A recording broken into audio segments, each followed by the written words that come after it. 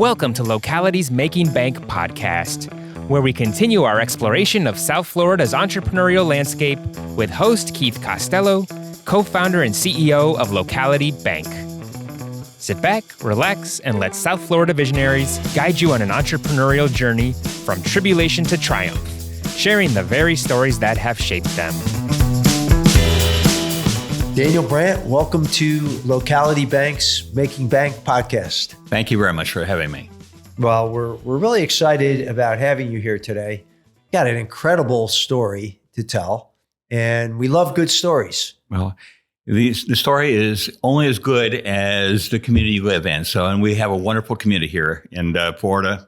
So I'm ready when you are. We absolutely do have a great community here, and that's Locality Bank. That's where we have our name here because we're a local South Florida bank. So we'll go ahead and get started. Just tell us about where you grew up and about your family and where you were born and raised. Well, I was actually born in Chicago. Okay. And raised in Michigan.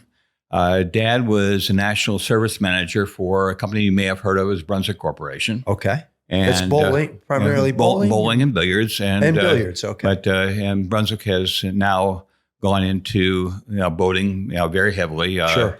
Mercury Marine, various other things. Yeah. And grew up in, for lack of a better term, I'll leave it to Beaver, if I can use that term, neighborhood. Yeah. Where you came home from school. You can usually leave it to Beaver on me, but I don't know if, Hom says some of the younger people. That was a great TV show. It was like a perfect American neighborhood. Right. Like it was the all-American neighborhood. Mom and apple pie. Right. Yep. So you changed your clothes, you got on your bicycle, and we lived literally 10 blocks away from Lake Michigan. So you hiked over the sand dunes, and you played on the shore of Lake Michigan until it was 20 minutes away from dinner time. And you came back, and you basically were able to be a kid. Yeah. And you learned responsibility. You learned that self-reliance. You learned that that hard work was not anything that was expected. Hard work was just hard work. You had your chores, you had your duties, you had your and it was just part of being the family. Did you have any early jobs that you worked as a young? Some of my youngest is that the family moved down here when I was a teenager. Yeah, and from Michigan, and my first job was sweeping the floors, tipping cues, moving freight, scrubbing the bathrooms, all the things that are necessary to be able to take and make a business run. So this was down. So your family moved down to Miami. Yes, to Miami. And Dad had health problems. He came down here, started a billiard business. Okay. And I basically, after school, each and every day, was able to take and get and help. And is it glamorous tipping cues or moving freight or scrubbing the bathroom? No. But do you can learn the responsibility of what needs to be able to be done? Absolutely. So this picture with your father, Wes Brandt, in the middle, and Willie Mosconi and Jackie Gleason. Now, the younger kids are not going to know who that is, but Willie Mosconi was in fact, his records are still unbroken today. In billiards. Billiards. A person who is absolutely, the world class of the epitome of Mr. Billiards. Now, was he the guy the movie The Hustler was based on? Well, no, actually that was of another person, but he was actually the advisor on the film. That was Mr. Fast Gleason. Eddie? Yes, Fast Eddie. Okay. So, then Mr. Gleason basically played, that character in The Hustler. Now, Mr. Gleason in his own right was a fantastic player. And he played Minnesota Fats. Right, yeah. And Minnesota Fats was, the character in the film, Sure. Hustler. Sure. So we grew up basically being the labor to getting the things done for the business, and it is I'm a firm believer. And I think you'd appreciate this statement that my dad made is, if you're the smartest person in the room, you're in the wrong room. I love that one. That's a great quote. Okay. And So sure in billiards, my dad was and still is the smartest person in the room. okay. And in banking, I would imagine the same thing would be with you, the smartest person in the room. I don't know. So Hamza might have me beat. Okay. This guy's pretty smart. So what we did is I learned as much as I could from him. And the one thing that Dad did was he actually sold other people's tables. I went off to law school, practiced law for many years. Now, how'd you go from the billiard parlor to law school? That's quite a move. It's actually not that far off. Yeah. Because what I saw is the interface between satisfying people's needs and solving people's problems and law. Okay? What we do is if you're taking in retail, the most important thing you can do is listen. You don't talk. You ask an open-ended question, and then you shut your mouth.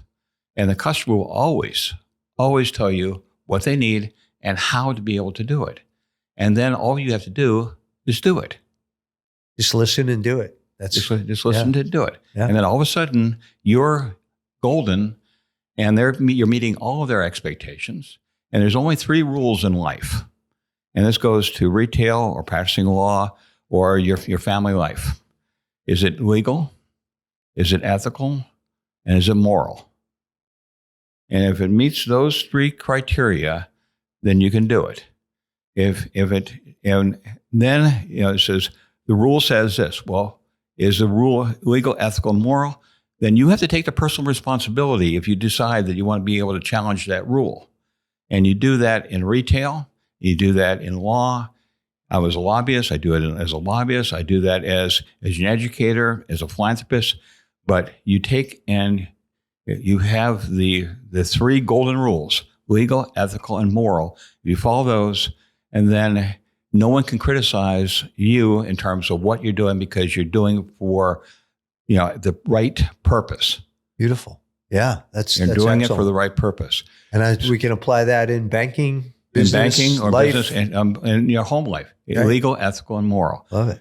So from retail and being able to go to law, law is a vehicle to accomplish and solve or promote your client's needs. Yes. As is banking, Sure. as is retail, as community involvement is, as in lobbying. And I use each of the vehicles that I have, each of the hats, if you will, that I have to be able to take and solve the client's needs. My Rolodex after 60 years is mammoth. And as I was commenting to Ryan before we went on the air, is that if you or Ryan and somebody said, I need to have an X, Y, and Z, and it just came up in simple conversation, and I says, hold on there. Go to your Rolodex, which I still have as a paper Rolodex, and go ahead and says, call this person, tell them that Dan told you to call, and tell them that's a favor payback from 1973 when I did X, Y, and Z. Okay? Now, that in many ways is a bank. Yeah. It's a capital bank. It is intellectual capital. It is community capital. But it is using every vehicle that you have to be able to solve the client's problem. And once you solve the client's problem, they go into the Rolodex because nobody else is A, willing to listen, B, is willing to be able to take and says, I want this monetized. Money will always come if you take and do it for the right purpose. Lots of good quotes here today, Dan. It will always come if you do it for the right purpose. Ryan, I can see Ryan pulling those out now and posting them up. And honestly, is that the reason why you've been a success, at Locality Bank, is you do it for the right purpose. I was commenting earlier about my community involvement. I was on the board of directors for a school for Down syndrome kids. And the main sister basically went to me and said, Dan, we need to be able to raise several $1 million because we don't get anything from the archdiocese other than in kind and to use the land, what have you. So we need to have money to be able to take care of the kids. So I ended up raising several $1 million with the help of others for the center and the kids. But see, I deliver every single table that I produce. That's awesome. So when I'm in your home, well, I'm before there. you get to that, because you go from, so how long do you practice law? Because Well, 10, 12 years, and I'm still I'm still a licensed attorney. Still licensed attorney, but I don't practice anymore. I'm inactive. Then you became a lobbyist. A lobbyist while I was, even before I was an attorney. I did a lot of consulting and education. I did work with organizations where you have a lot of disability advocacy, and what the underlying premise that I have here is that if people are not educated to what the opportunities are, they can't exercise those opportunities. It's education. Now, I'll give you an example in your bank. If you have financial education for your clients, you can say, this is how you read a P&L. This is how you read a balance sheet.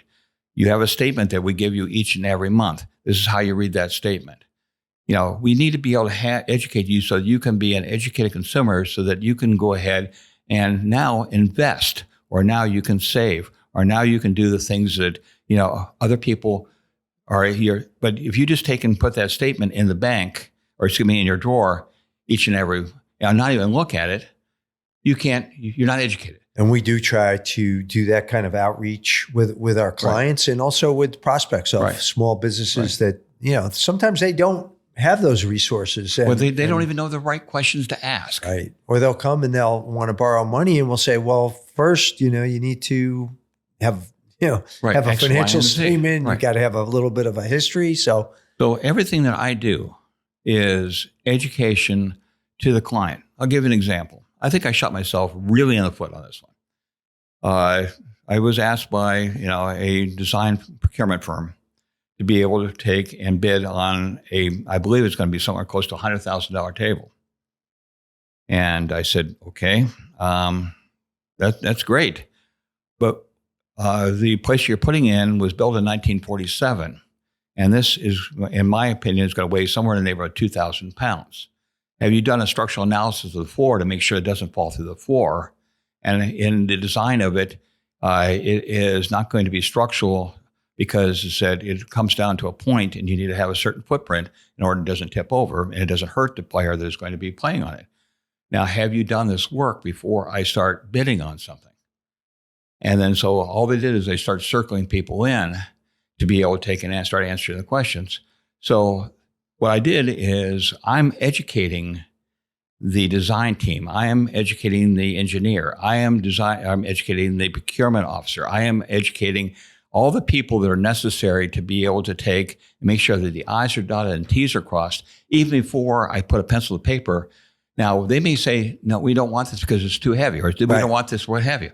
But it's better to be able to take and they do that now than later. So let me just stop you there, because our listeners are probably going, well, I thought this guy was a lawyer and a lobbyist. So let's tell the story of how you got into the business that you're in now, and how did that happen? Tell us about that. This is that Dad, basically at some point said, I'm getting older, I need to be able to take over.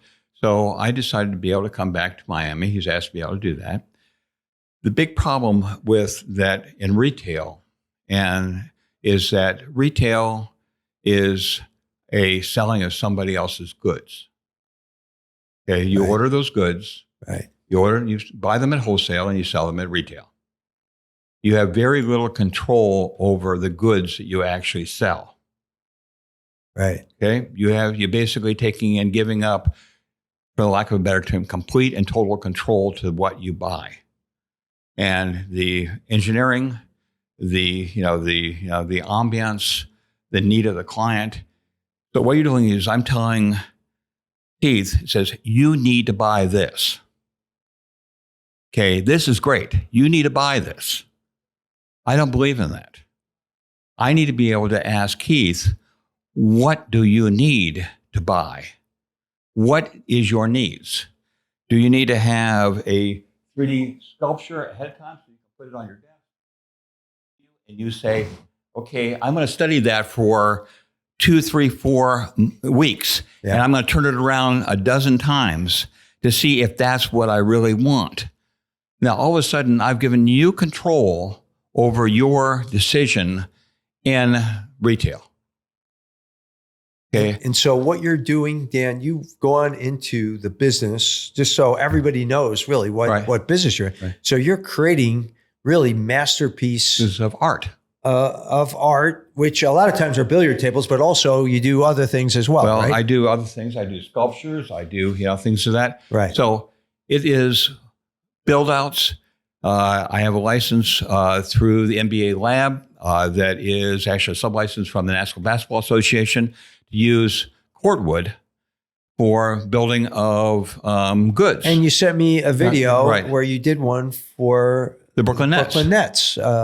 And which had as the base the Brooklyn Bridge. Yes, we 3D printed the Brooklyn Bridge. 3D printed the Brooklyn Bridge. I mean, this is on your website. It's incredible, really. The video, I was so impressed by it. So what do you need? I'm giving you the power, you the education, and you the decision making, and then I'm going to sit back and I'm going to sit that in the chair and shut up and let you make the decisions on what you have, and that is in your life, your products, your relationships, your community. It is your decision, but only after you're educated as to what all of the parameters are. One other thing I want to point out, which was really impressive, is you received the Construction Association of South Florida, John E. Cluster. Yes. I think it is. Yes. Craftsmanship award for one of the billiard tables that you installed at a building right here in Plantation. Yes, Plantation. It was called the Ellsworth. And the Ellsworth had a table. In fact, it's the table you have on your desk. Okay. And they wanted to have something that was in parametrics. I developed that idea for them. Then we did is we 3D printed it. We gave it to them. We had their design team vet it.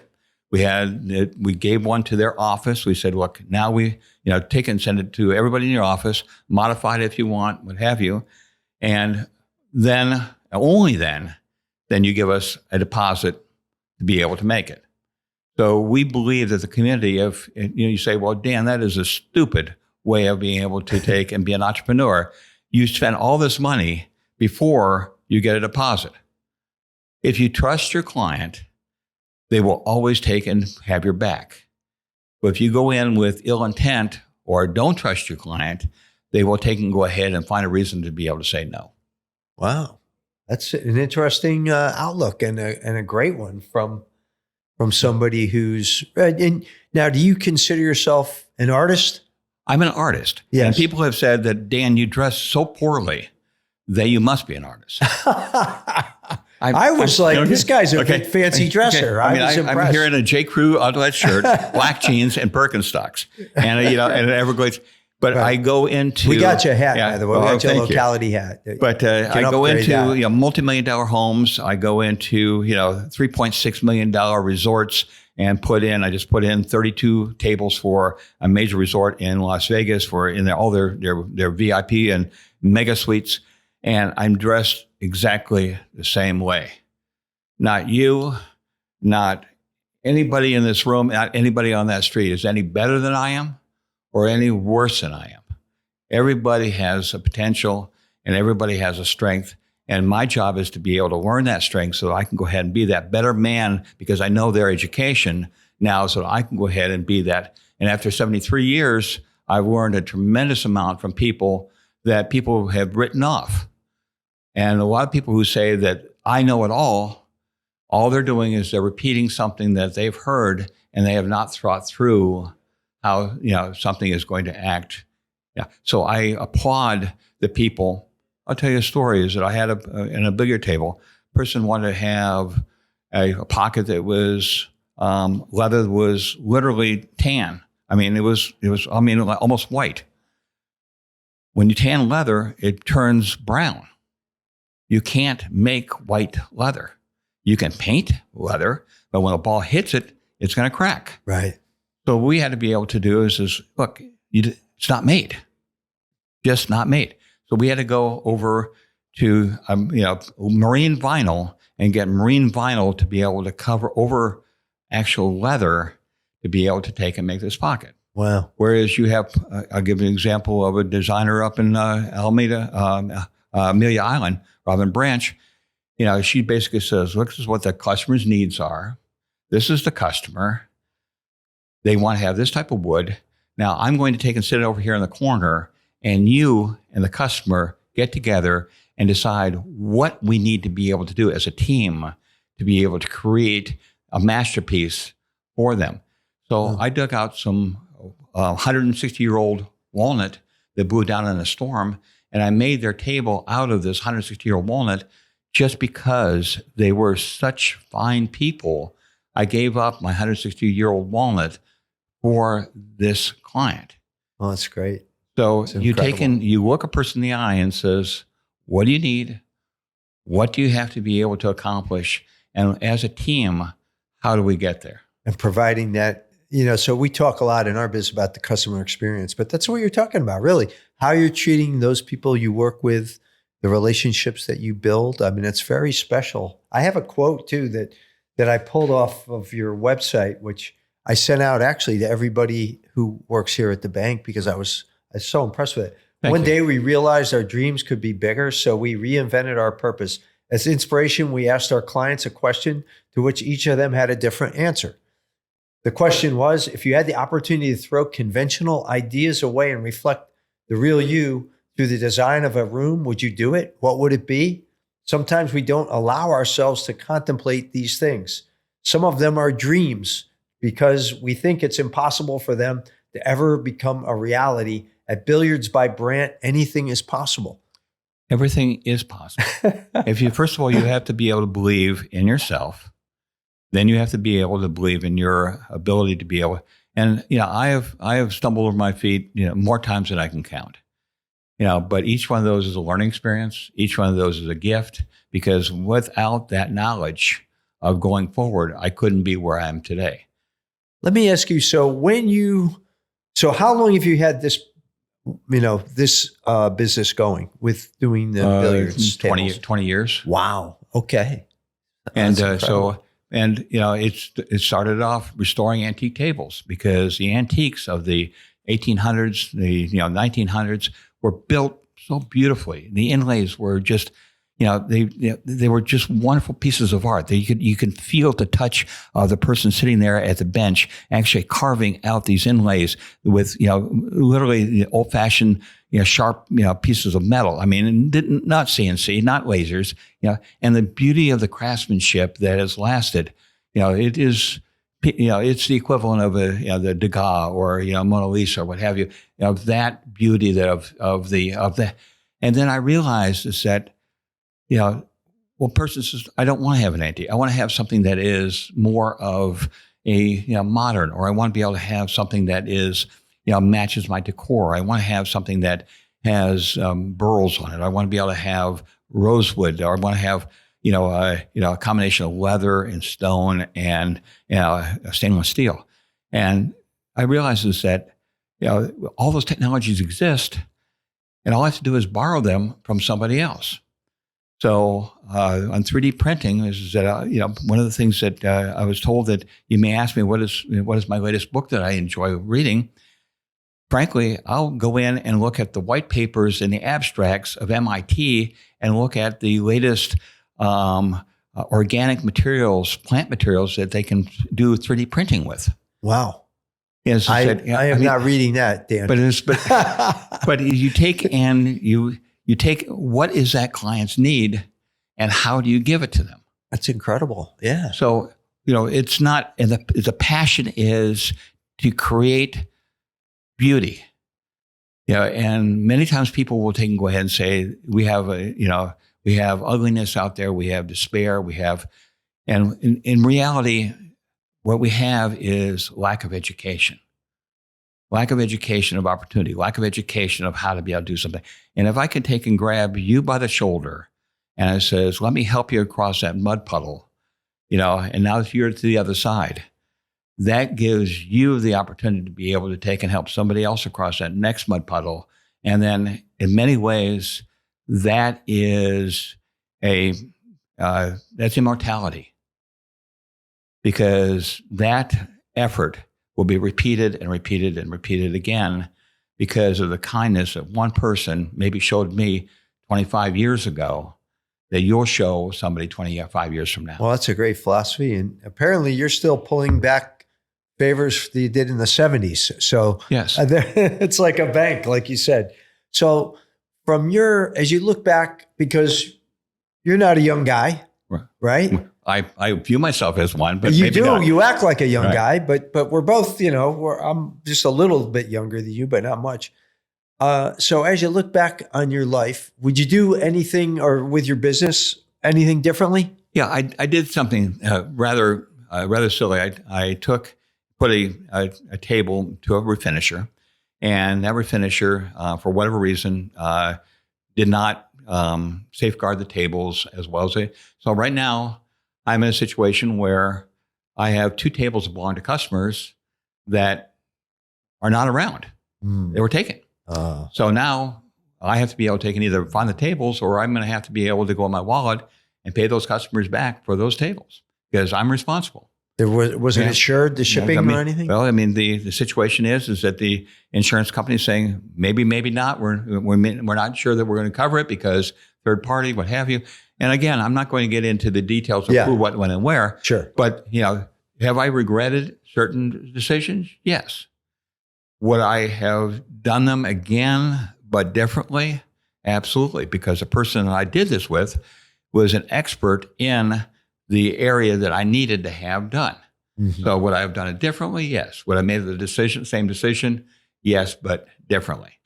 So it is a learning experience for me, and hopefully I can go ahead and pass that on to somebody else to be able to say, look, these are the pitfalls that you will take. And you say, Dan, what is the overarching principle that you try to live your life by? And it's 2 A's: being authentic and being accountable. Oh, that's great. Okay. Do not be anything other than you are, and be accountable for every decision that you make, because you get authority by assuming it. You lose authority by taking and ignoring the responsibility of that authority.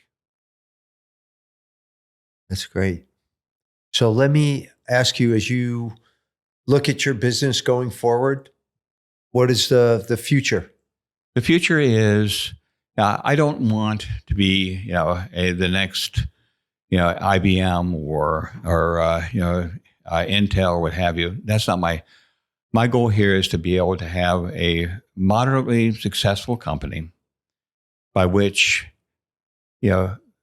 people who believe that their surroundings, their inner needs, that they need to be able to have something that expresses who they are, needs to be able to be expressed, whether it be in game tables or build out or art or what have you.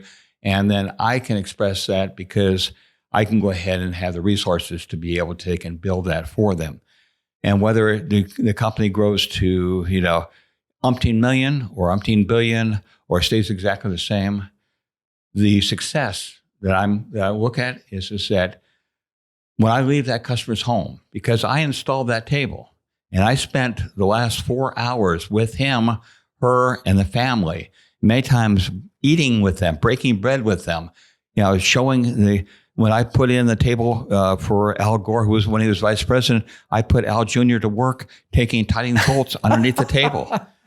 So it is, but nobody is better, nobody is worse than I am, and I'm going to take, and once that, it's not Uncle Dan, it's not that, but it is, I am a cousin that is quite removed, that happens to live in, in Arkansas someplace, or, Spokane, Washington, what have you, but I'm still a part of the family. So you've done, you mentioned Al Gore, and you've done billiard tables or a snooker table for the Rolling Stones. Snoop Dogg. I mean, you've got some incredible. I've not done a table for Snoop Dogg, but I do follow his philosophy. Okay. But this is that if we do the Ritz-Carlton, we've done the Fountain Blue, we've done we've done the tables that for Boca West Country Club. We just did a large room where right now we're doing a game room for the Zapata Beach Club in Costa Rica. The San Vicente Bungalows in Santa Monica, California, Jane Hotel in New York. And I can go on and on and on and on. That's incredible. Well, maybe Snoop Dogg will order a table. Right. He may be listening. Actually, as I said, I would like to be able to sit down with him at the other side of this and sit down and listen and learn from him or anybody else who's smart. Okay? Whether it be you or anybody else. I think one of the things is if you could be with anybody and have dinner with, who would you? It says anybody who's smart. You're getting all right. So you're starting to answer my questions on the lightning round. So we're gonna go to the lightning round now. So let's start off with a favorite book that you have, and I don't want to hear about the MIT stuff. That's way I can't read that. Okay. Steve Jobs' biography is, or Steve Jobs' biography. That's great. So that, but I take a look at the classics. People, I'll pick up Homer. Okay. And read the Odyssey and things of that such. And if you take a look at that, that is a life lesson. How to be able to live your life. Yeah. So you take a look at the classics because the classics are classics because of the life lessons that they show. Well, you're a true artist, so I'm not surprised by that choice. So how about, is there a song that is like your theme song, is Dan Brandt's theme song? Is it a Snoop number? I think everything that, it would be a cross between Beethoven's Fifth. Okay. Or, Peter, Paul, and Mary's Leaving on a Jet Plane. Oh, yeah. Okay, so very nice. What I want to do is each one expresses a tremendous amount of meaning, but to a different audience. Sure. How about AI? You know a lot about technology. You're using 3D printing. I love AI. Okay. However, AI has to be able to be used ethically. I use AI a tremendous amount in my design. And it is the vision and the knowledge of ages. And I love what it is, but it is a tool, just like grammar check on your computer is a tool, just like a shovel to try to be able to take and turn over the garden is a tool. To be able to take and turn something over to that tool and says, okay, you do it, that's irresponsible. Got it. What is a place that you would like to visit that you haven't been to yet? I'm not sure that I'm not even sure that I've been all over the world. I have been into almost everybody's home. I would like to be able to take and get back up on the Pacific Crest Trail. Oh, wow. Or the Appalachian Trail.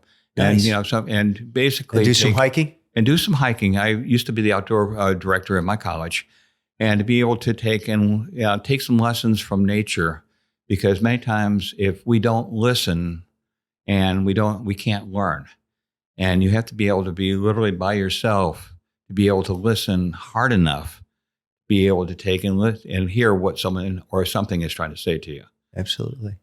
Who you started to talk about who you would have dinner with? You said someone smart, but who do you think? Who would you pick? When are you going to have me over for dinner? I'm telling you, Hamza's the smartest guy I know right now. Truly, as I said, I want to be able to learn everything from everybody. Cool. Because when this is that I'm going to be that much smarter, I will give you credit. But I would love to be able to take and learn. I'm a very good artist. Am I a good entrepreneur? I don't know. I think I might be, but I'm not sure. Am I a good financial? My accountant takes and chastise me and up one side and the other. And I says, look, I have my wood is there and my chisels are there and my saw is there, and I'd much rather be able to take and be with them, which they give them anamorphic traits than looking at your statements. And I just tell me how I'm doing. And she says, well, you need to be able to take and watch this, that, and the other thing. And I says, look, if I did that, I would not be able to take and provide this education, provide this type of, event, do this type of thing. And those things are more important to me than that bottom line there. And a person, she says, okay, as long as it's a choice that you're making, a conscious choice, I can support it, as long as it's an educated choice.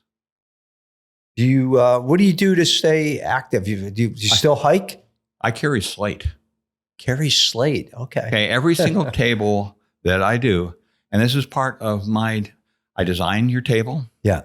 I make your active. table. You're active. I can go ahead and carry 200-pound pieces of rock, into your home. Okay. I make your table, and I turn the last bolt in your table. Okay. And then, so all of a sudden, I am literally, a piece of that table. And so that activity, and the doctor basically told me, says, are you a runner? I said, no, are you? He says, you have a heart of an athlete. And I says, each day I do a workout by just going to work. Wow. Oh, good. That's an excellent way to stay in shape. And so, I don't have to pay to go to the gym. I own a gym. What's something you're grateful for today? That I put my feet on the floor today. Grateful for every day. That's every day. Wonderful. Because it said, today allows me to learn something and to be able to give back on something. That's great. And tomorrow, I may not be able to do that because I'm not around. But if I do it today, I will be immortal tomorrow because I've done it today. So I know that if anybody has not seen your work, you have an amazing website.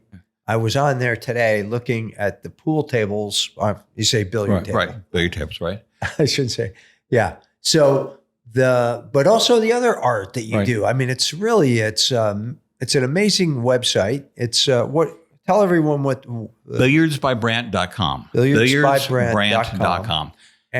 And they can get a hold of you by going on the website. You go on the website, or my number is on the on the web. I carry my phone 24/7. I answer it myself. I don't have gatekeepers. Person calls me, they call me, and then I will take and not only answer, but I will be the one that's going to be coming to your home. And I'll tell you a story about a man, and he's over in Miramar. I went over to his home, and he says, by the way, my boss says hello. And I says, well, that's great. I'm saying hello to Marty. He says, do you remember when you met Marty? And he says, that was over 20, 25 years ago when Marty was in education or in recreation in Hialeah. And he's grown his business umpteen, sizes, and he recommended me. And you coming into my home is not only an honor, but it's a privilege. And I was accepted into their family by not only my longevity, but by, taking and being the legal, ethical, and moral, being authentic, but then being, responsible for your own actions. And one thing I see clearly from everything I've looked at today on your website and meeting you, it's a real pleasure. Thank you. One thing I'll say, you are authentic. You are the real deal. And if you we have a lot of listeners who might want to get one of those beautiful pool tables. So we've told them how to reach you. It's pool tables or game tables or what have you. But again, let me take and make your dream reality. You take, and it's your dream, not mine. I'm a tool. So use me as the tool to be able to create, the reality of your dream. But it's billiardsbybrandt.com. Or, my phone number is 305-763-2960. Dan at billiardsbybrandt.com. But more important, if you just look up under, Dan Brandt on LinkedIn, web, what have you, you're going to find me, and I'll be glad to be able to come to your home. I'll measure out your space, have a nice cup of coffee waiting for me.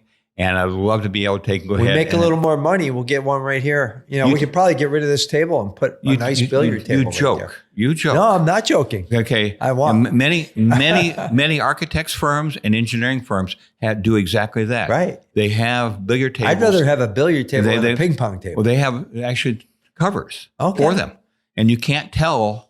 In fact, Kobe Karp, the architect, does exactly that. His billiard table has his conference table, and it has K for Kobe, K for Karp, in structural aluminum as legs to the table. Okay. Well, we need K and C for Keith Costello for our pool table. That's not possible, but I will go ahead and start working on it this afternoon. All right. Thank you, Dan. Thank you very much. Thanks for tuning in to Locality's Making Bank podcast. Be sure to subscribe on your favorite podcast platform to catch the latest episodes, and visit localitybank.com today to learn more about all the benefits of banking local.